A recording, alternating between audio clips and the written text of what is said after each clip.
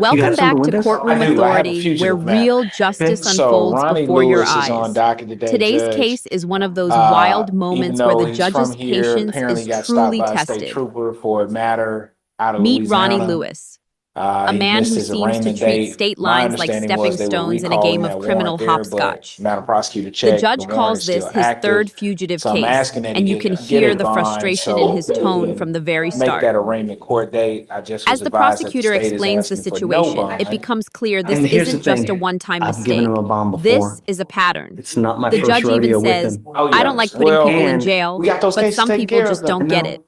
That It's line dangerous, says man. everything.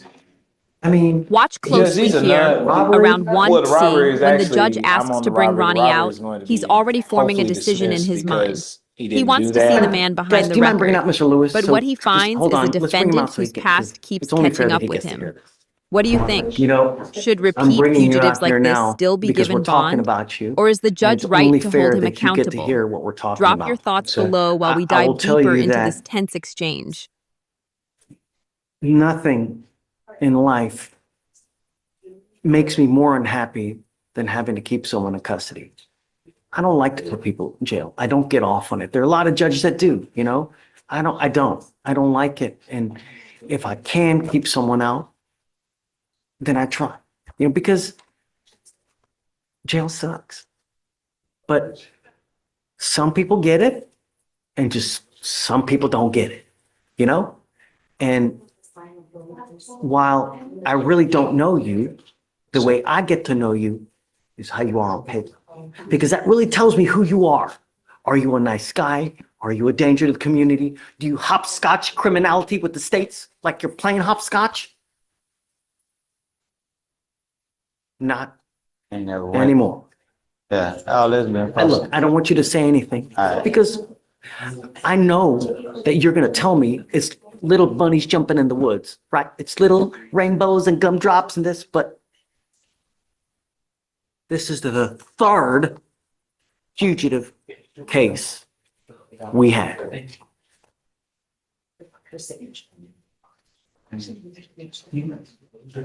I want to take care I of. will tell you that I absolutely love your lawyer. I mean, just, but with a third fugitive case,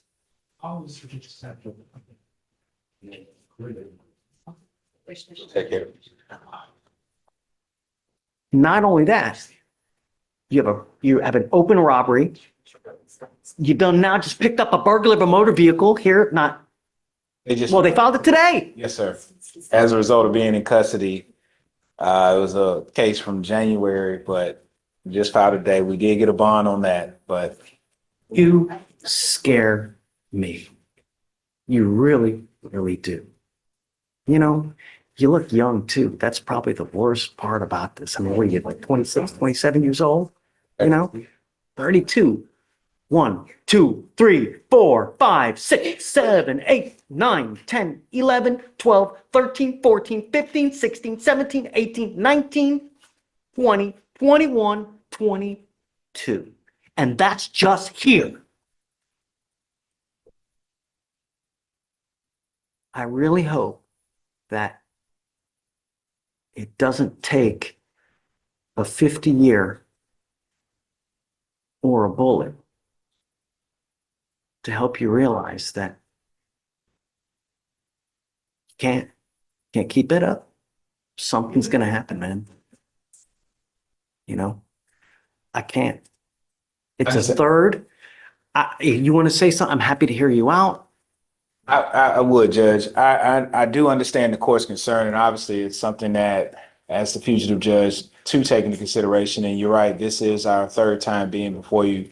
Unfortunately, I do know the matters in California have been resolved, and bond is supposed to ensure a person's appearance in court. Mr. Lewis has not had a problem with going to those states, appearing in court, coming back here as ordered by this court to show that he is handling his business.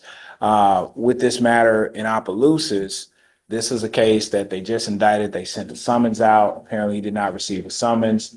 we had it on good authority yesterday that they were going to recall that and just reissue a new court date since it wasn't. If they do arraigned. that, then that lifts the hold. Then, right, that solves So, everything. I don't know if you can get over there and get them to say, hey, lift it, reissue it, because if that happens, the hold releases, you make bond on the BMV and then Correct, he needs to correct. do what he needs to do. For the sake of, Judge, I would ask if the court would entertain a $30,000 bond, but if not, I do understand what my other alternative is, which might actually save him some money and do that, but I do want to be heard on that bond. And I would ask that bond be set at 30,000. I can't. You scare me. And I tell you now, with me, I don't do it twice. It just, and now it's a third. Just not, I can't. You scare me, Mr. Lewis, really. All I want in life, all I want are my streets to be safe. Every single day, someone's dying around here. But one, I can't. Thank you, Judge. So, yeah, I mean, has he waived? Has he refused? Yes, he waived on the 25th. Okay, so he's got 1 day credit.